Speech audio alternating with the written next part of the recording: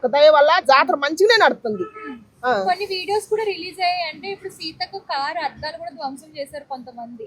So మరి దీని గురించి మీరు ఏమంటారు? అదేమన్నా కుట్రేమో, సీతక్క బాగా పరిపాలన చేస్తుంది కదా, ఆమె వంక తేవాలని. ఇప్పుడు ఆమె ఆడమడిచి అయినా కూడా ఆమె ఆధ్వర్యంలో జాతర బ్రహ్మాండంగా నడిపిస్తుంది కదా. ఆ సమ్మక్క సారక్క ఆమెలో జ్వరపడ్డరో ఏమో కానీ జాతర బాగా నీట్గా నడిపిస్తుంది కదా గవర్నమెంట్ ని పెట్టి. అందుకని ఏమైనా కుట్ర చేయాలా, ఆమె చెడు పేరు తేవాలని ఎవరైనా చేసినారు ఏమో అనుకున్నాను. గద్దెల కాడికి నార్మల్ పీపుల్స్ పంపించట్లేదు అనేసి అంటున్నారు. విఐపీలనే పంపించారు లోపలికి, సామాన్యమైన భక్తులను పంపించట్లేదు అంటున్నారు. యాడనైనా అదేగా జరిగేది.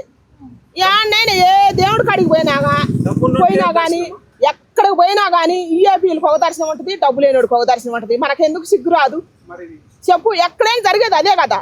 పూర్వం నుంచి ఎప్పటి నుంచి జరిగినా కూడా అదే. అధికారికి ఏమో ఒక దగ్గర నుంచి ఆయనకైనా అదే దేవుడు కానొచ్చేది. మనం దూరం నుంచి చూసినా కూడా మనకు కూడా అదే దేవుడు కానొచ్చేది. ఆ జీవిత సత్యం తెలుసుకోలేకపోతారు. ఈఏపీ అని ఒక పేరు ఉంటుంది అంతే. ఇప్పుడు లేడీస్ కి ఫ్రీ బస్ పెట్టారు. అదే మగవాళ్ళకి కానివ్వండి, లేదంటే వేరే స్టేట్ నుంచి వచ్చిన వాళ్ళకి కానివ్వండి, బస్సులలో అంటే ఛార్జీలు కూడా ఎక్స్ట్రా చేశారు. అవును, టికెట్ రేట్ కూడా ఎక్స్ట్రా పెంచారు. సో దీని గురించి కూడా చాలా మంది వ్యతిరేకత అనేది ఉంది. దీని గురించి మీరు ఏమంటారు? దీని గురించి ఏమంటారంటే రాజకీయంగా వాళ్ళ తెలివి ఉపయోగించారు. ఆడవాళ్ళకి ఏం తీసేశారు, మగవాళ్ళకి ఏం పెంచారు. ఇప్పుడు ఏడు తగ్గించారు, ఏడు పెంచారు. పెంచారంటే మరి ఏ రకమైన మనల్ని దోసుకోవాల్సిందే కదా. దోసుకుంది అది రాజకీయం ఎట్టయిద్ది? అది రాజకీయం ఎట్టయిద్ది? అది సింపుల్ లాజిక్, అర్థమైంది, ఎవరికైనా అర్థమైంది. అలాంటప్పుడు ఎందుకు ఆడవాళ్ళకి ఫ్రీ బస్ పెట్టడం? సో అందరికి కూడా సమానంగా నార్మల్ ప్రైజెస్ ఇవ్వచ్చు కదా అని కొంతమంది అంటున్నారు. సో దీని గురించి మీరు ఏమంటారు? ఇప్పుడు ఆడవాళ్ళకి ఫ్రీ బస్ పెట్టడం నయమే కదా. ఏ రకమైన ఇద్దరు వైపు దోసుకోకుండా ఒకళ్ళ భారమైన తగ్గించారు కదా. దానివల్ల సామాన్య ప్రజలు చాలా మంది లబ్ధి పొందుతున్నారమ్మా. ఇది సిగ్గులేని మాటలు కానీ అంటాం కానీ చాలా మంది ఫ్రీ బస్ పెట్టిన కారణంగా చాలా మంది లబ్ధి పొందుతున్నారు. చాలా మంది పోతున్నారు, వస్తున్నారు లేని వాళ్ళు. చాలా మందికి అవసరం వచ్చింది, చాలా మందికి అవసరం వచ్చింది కానీ ఇది అనవసరం అని చెప్పి కొంతమంది అంటారు వండోళ్ళు. ఇప్పుడు జాతర సమయంలో బస్సులన్నీ అక్కడ వేసారు. ఇక్కడున్న సిటీలో ఉన్న ప్రజల పరిస్థితి చాలా దారుణంగా ఉందనేసి కూడా చెప్పుకుంటూ వస్తున్నారు. ఉంటుంది కదా మరి. ఆయన జాతర జరిగితే మరి అక్కడ బస్సులు పడిపోతే అక్కడి నుంచి అయినా మనమే మొత్తుకునేది. ఇంత జాతర పెట్టినప్పుడు రవాణా వారు ఏం చేస్తారు, గవర్నమెంట్ వారు ఏం చేస్తారు, మళ్ళీ అక్కడ కూడా సప్పట్లు కొట్టేది మనమే, ఇక్కడ కొట్టేది మనమే. మరి ఉండ బస్సులు అటు పోక ఇటు పోక మరి ఇన్ని బస్సులు ఏడ నుంచి వస్తాయి?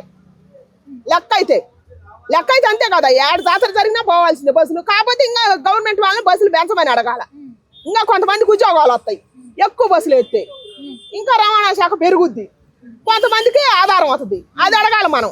7 బస్సులు తక్కువైనా 6 బస్సులు ఎక్కువైనా అంటే అక్కడైనా మనకే జరుగుద్ది నష్టం, ఎక్కడైనా మనకే జరుగుద్ది నష్టం. అది కదా కావాల్సింది.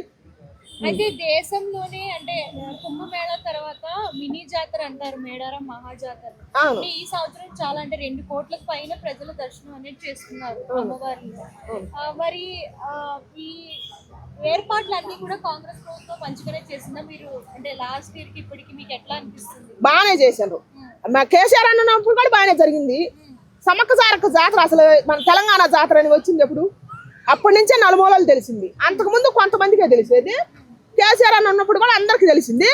మళ్ళీ ఇప్పుడు రేవంత్ అన్న వచ్చినప్పుడు కూడా బాగానే జరుగుతుంది కదా జాతర. జరగందే అసలుకి ఇంత బాగా ఎట్ట పేరు వచ్చింది అంటే ఈసారి చూసుకున్నట్లయితే ముఖ్యంగా ఫారినర్స్ కూడా చాలా మంది వచ్చారు. అవును, సో అక్కడ కూడా వ్యాపించింది జాతర గురించి. అంటే ఫారిన్ కంట్రీలో వాళ్ళు కూడా మన జాతరకు రావడం ఎట్లా అనిపిస్తుంది? బాగా అనిపిస్తుంది. ఎందుకంటే మన భారతీయ సంస్కృతిని ఇతర దేశాల వాళ్ళు కూడా నమ్మి వస్తారు కదా.